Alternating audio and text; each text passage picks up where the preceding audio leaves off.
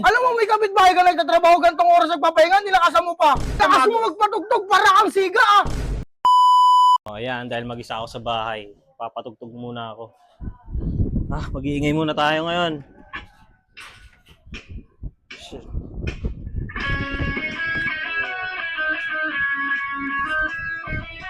Siyempre, lalakasan pa yan.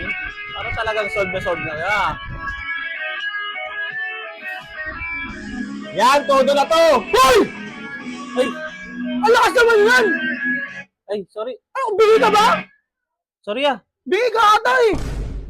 Hindi, nagpapatugtog ako eh. Alam mo, may kapitbahay ka nagtatrabaho gantong oras nagpapahinga, nilakasan mo pa. Dapat tinutok mo na lang sa tenga mo yan. Pasensya na yan. Akala ko kasi di ka pa nakakauwi. Natutulog yung tao eh. Walang nagising na ako. Akala ko kung sino nagpapatugtog. Umuwi kasi lagi, di ba alas 12 na ng gabi? Eh, mali ko ba Ang nandito lakas mo magpatugtog para kang siga ah.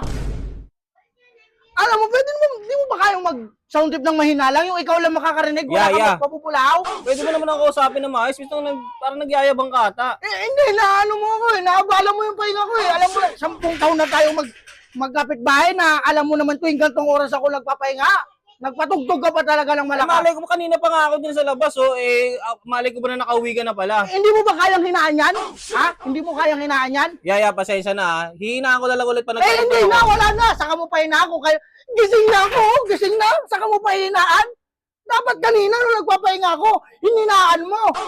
Sige na ya. Wala ka sa ayos Sa eh. ulitin niya, babawi ako yan. Hindi Hihinaan na. ko na para di ka na mahingayan. Pasensya na ya. Makakabulao ko eh. Pag magpatugtog ka, para kang siga eh. Grabe ka.